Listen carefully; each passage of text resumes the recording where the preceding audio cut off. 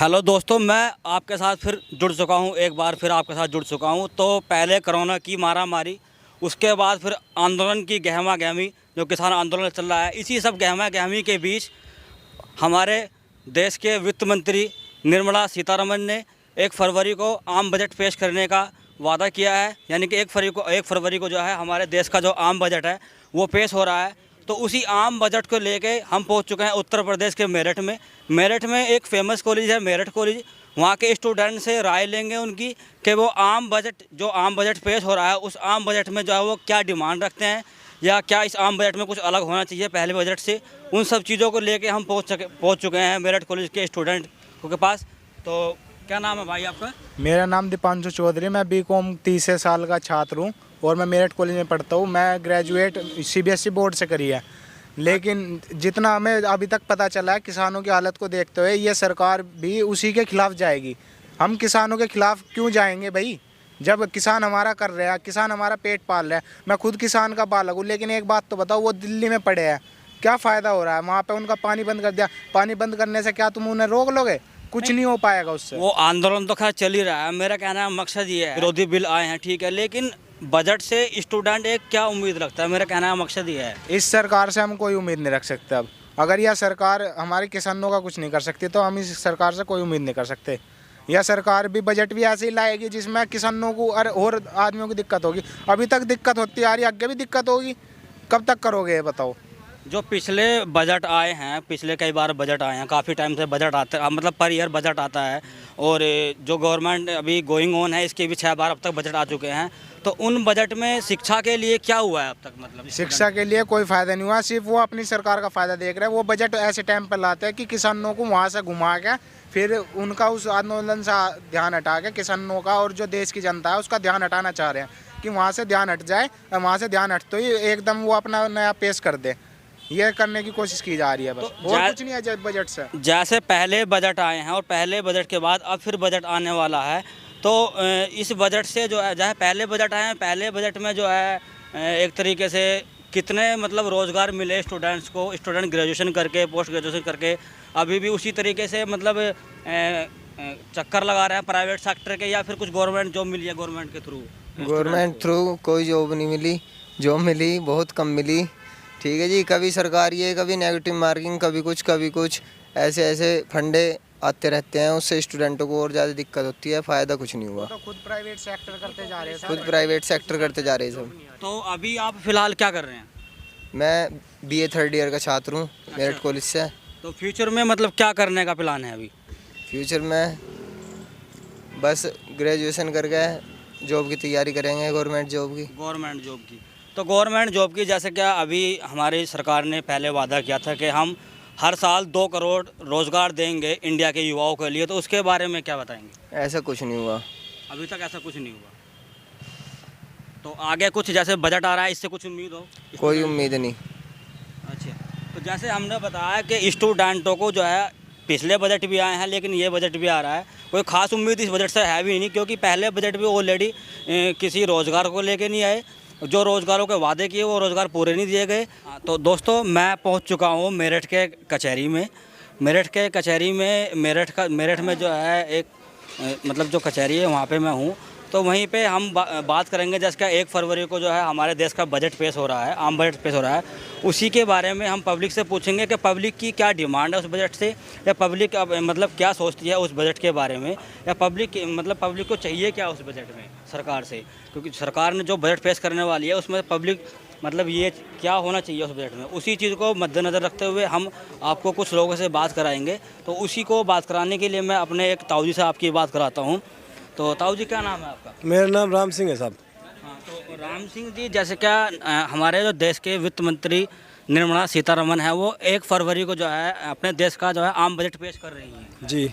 तो उस आम बजट में आप क्या उम्मीद रखते हैं? मतलब किस सेक्टर में इस बार जो है काम अच्छा होना चाहिए?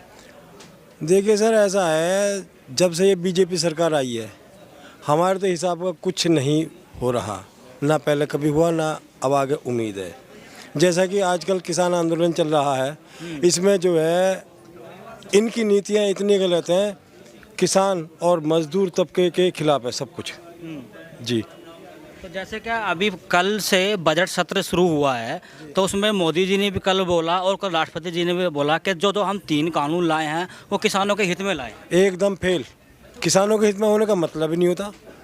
जब एक सेठ लोग किसान को अपने हिसाब से पैदावार कराएंगे, अपने हिसाब से उनको लेना देना करेंगे, तो किसान की जो आज़ादी है वो ख़त्म। किसान एक मजदूर बनकर रह गया। अच्छा जी तो सरकार कह रही है कि मजदूर कैसे बन गया कि हम ज़मीन थोड़ी खरीद रहे हैं उनकी। सर जी, ऐसा है, ज़मीन नहीं खरीद रहे, लेकिन पैदावार तो वो अपने हिसाब से कराएंगे। पैदावार बीज वो खुद देंगे, खाद वो देंगे, पानी वो देंगे। किसान चाह रहा है मैं तो अनाज बोऊंगा, वो गेहूँ बोऊंगा, वो कहे नहीं तुम्हें बाजरा बोना है, तो उसकी अपनी अख्तियारात ख़त्म हो गए। यानी कि आपका कहना है मकसद ये है कि अगर ये बिल लागू हो जाते हैं तो जो है किसान की एक तरीके से जो आज़ादी थी वो ख़त्म हो जाएगी। बिल्कुल ख़त्म हो जाएगी, किसान की नहीं बल्कि मजदूर की भी। अभी एक पोस्ट मैंने देखी थी, उसमें गोभी 600 रुपये किलो दिखाई है। एक इतना बड़ा फूल गोभी का 300 रुपये का। या एक पोस्ट और आई थी 2 भुट्टे जिन्हें कुकड़ी के में, वो 68 रुपये के 2 पीस थे। चलो वो तो ठीक है। जैसे क्या बजट पेश होगा, बजट में हेल्थ डिपार्टमेंट है, एजुकेशन डिपार्टमेंट है, या फिर और बहुत सारे डिपार्टमेंट, कृषि डिपार्टमेंट भी है, तो इन सब डिपार्टमेंट को देख के, या फिर गवर्नमेंट की जो है जॉब का डिपार्टमेंट है, इन सब डिपार्टमेंट को देखते आपको क्या लगता है कि इस बार सरकार किस चीज़ में ज़्यादा इन्वेस्ट करे बजट को? मतलब सर जी, ऐसा है, मेरी राय में तो सरकार एकदम फेल। ये पहले किसान आंदोलन से निपट ले। अच्छा, मतलब किसान आंदोलन की गहमागामी जो ख़त्म नहीं हुई, उसके बीच बीच ये फिर अपने देश का बजट पेश करने के लिए आ गए। अगर ये किसानों की ओर जाएंगे तो सेठों के बुरे, सेठों की ओर जाएंगे तो किसानों के बुरे। अच्छा जी, तो ये आप किन सेठ की बात कर रहे हैं? मतलब यही अडानी अंबानी।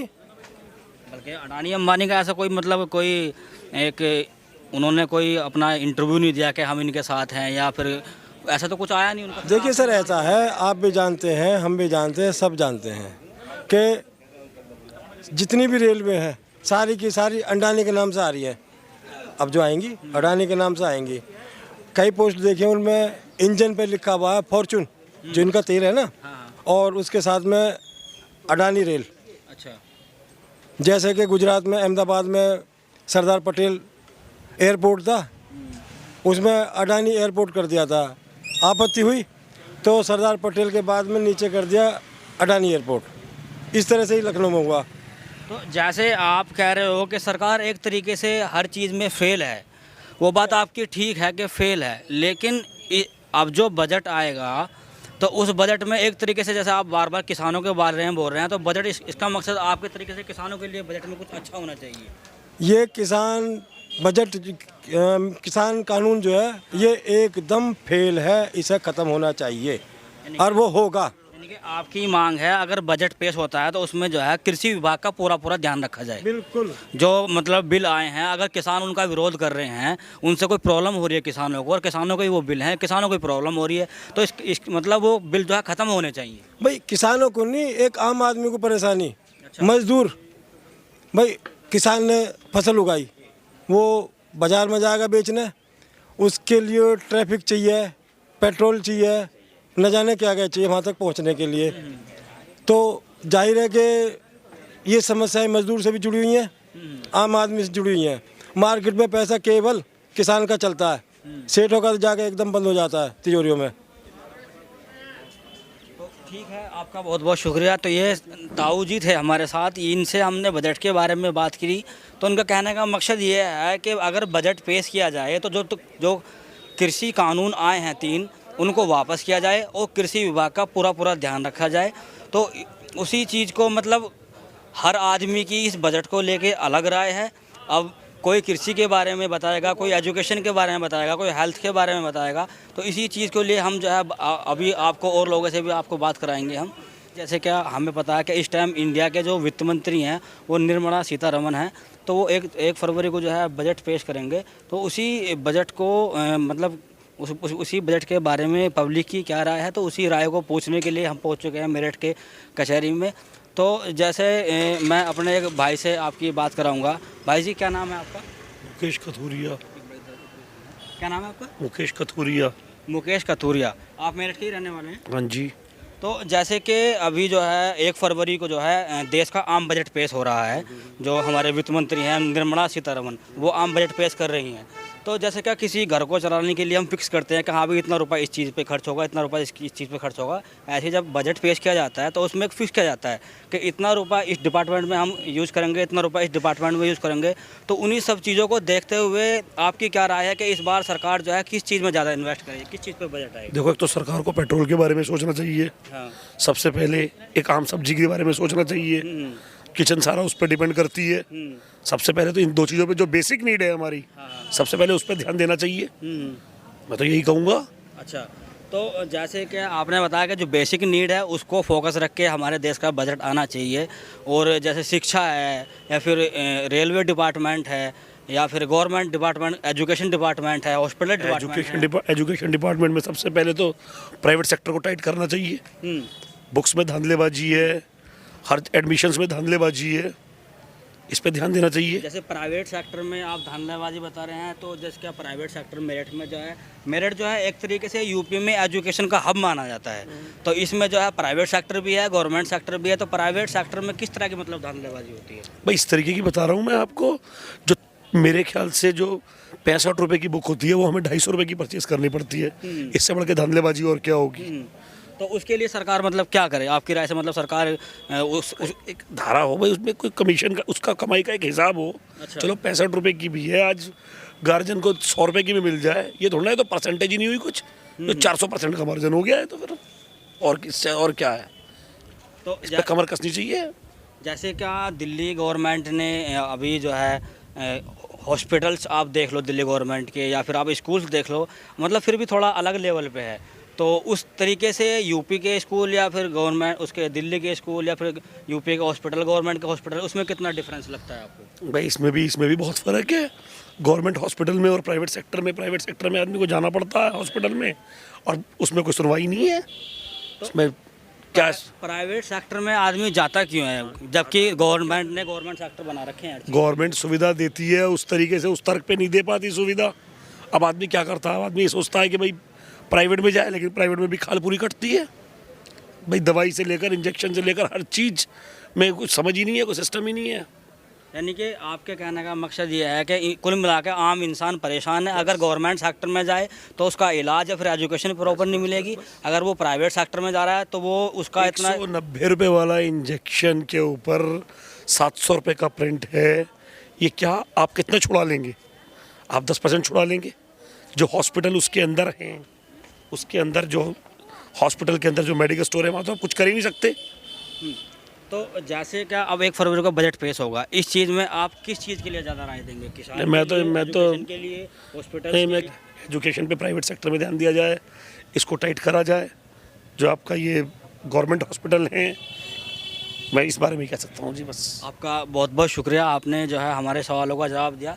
तो ये हमारे साथ एक भाई थे मेरठ में, मेरठ कचहरी से, तो वो कह रहे हैं कि एजुकेशन पे ध्यान दिया जाए, प्राइवेट सेक्टर में जो एजुकेशन है उसको एक तरीके से ठीक किया जाए।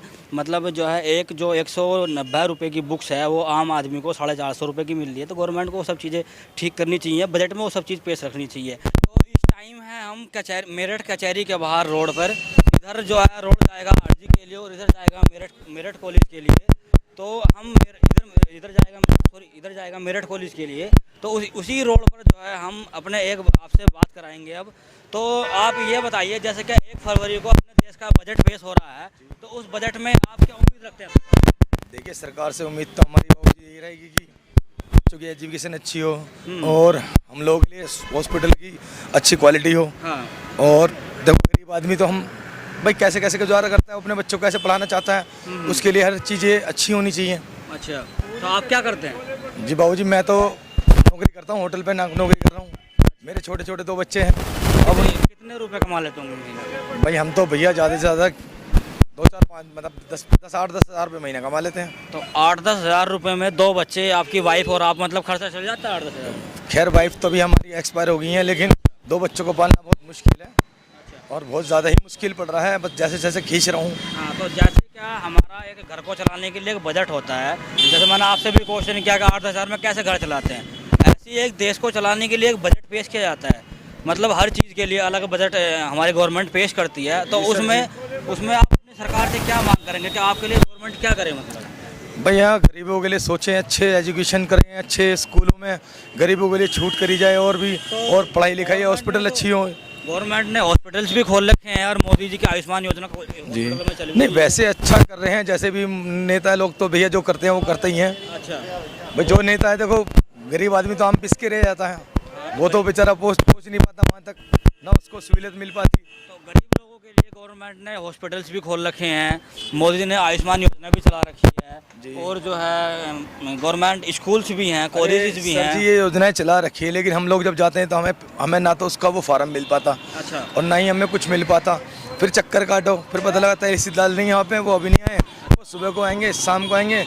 इस चक्कर में इलाज जाड़ा बहुत ज़्यादा हो रहा है। यानी कि गवर्नमेंट ने योजनाएं चलाई हैं, लेकिन मिल नहीं पा रहा। उनकी व्यवस्था मिल नहीं पा रही। ठीक नहीं है, मतलब मिल नहीं पा रही है बाबू जी। मिल नहीं पा रही है आपको। जी नहीं, अच्छी चला रखी है योजना, लेकिन पता भी है, हम लोग जाके नंबर भी लगाता, बताओ अब हम 6 घंटे वहाँ ख़राब करें या अपनी मजदूरी करने अपने काम पे आएँ? अगर वहीं हम समय देंगे तो हम कैसे करेंगे ये बताइए? तो अब 2 पे आएंगे तो हमें 2 पैसे की मजदूरी मिलेगी, नहीं तो कुछ नहीं कर पाएंगे। आपके 2 बच्चे हैं, तो आप उन बच्चों को फ्यूचर में क्या बनाना चाहेंगे? देखिए अभी तो पढ़ाई कर रहे हैं बेचारे, वो भी सरकारी स्कूल में पढ़ रहे हैं, और वो कुछ करेंगे भैया। मेरे पास जितनी गुंजाइश है मैं करने की कोशिश करता हूँ। अच्छा, बाकी जो सरकार कर सके भैया करें, नहीं तो मुझे तो मेहनत करके मरना ही है। मैं तो बचपन से अपने करता हूँ और आज भी कर रहा हूँ। अच्छा। और मैं तो कोशिश कर रहा हूँ कि जो ये सरकारी योजनाएं चला रखी हैं उनको पब्लिक को उनका लाभ मिलना चाहिए। अगर लाभ नहीं मिलेगा, वो बेचारे अपने मजदूरी छोड़ के वहाँ धक्कर खाएंगे या चक्कर काटेंगे, तो उनको क्या मिलेगा ये बताइए सर आप। चलिए आपसे ही पूछता हूँ, आप भी देखो प्रेस रिपोर्टर हैं, आप घूम रहे हैं, मेहनत कर रहे हो, आप भी मजदूरी के लिए घूम रहे होंगे। हम मजदूरी नहीं करेंगे तो हम क्या करेंगे? हम मजदूरी छोड़ के उन फार्मों को लेकर लंबी लाइन में लगे रहेंगे घंटों घंटों। वो कहते हैं जी कल को सब को और अब नहीं अर्थ करसो नहीं। हम तो 3 दिन की रोज डेली की कमाई है भैया, उसमें क्या करेंगे? चलो बहुत बहुत शुक्रिया आपका। तो ये भाई जी जो हैं, मेरठ में एक रेस्टोरेंट है, छोले भटूरे अमृतसरी स्पेशल छोले भटूरे व अमृतसरी नान, यहाँ पे ये काम करते हैं। इनकी मजदूरी 8 से 10 हज़ार रुपये महीना की है। तो आज के इतनी महंगाई के टाइम में एक गरीब आदमी 8 से 10 हज़ार रुपये कमा कर कैसे 2 बच्चों का पेट पाल सकता है? तो दोस्तों आज हम थे मेरठ के मेरठ कॉलेज कचहरी और उसके आसपास के एरिए में, और हमने जैसे आपको कवर करके दिखाया कि जो 1 फरवरी को देश का बजट पेश हो रहा है उसमें लोगों की क्या राय है, तो उसी राय को हमने आपके सामने पेश किया है। और मैं अपने सहयोगी समीर के साथ माजिद, और आप देख रहे हैं द नेशन एरा। अगर हमारी वीडियो अच्छी लगती है तो वीडियो को शेयर करें, सब्सक्राइब करें, नीचे बटन आ रहा होगा सब्सक्राइब को सब्सक्राइब करें और लाइक करें। कमेंट करके ज़रूर बताएं वीडियो कैसी लगी।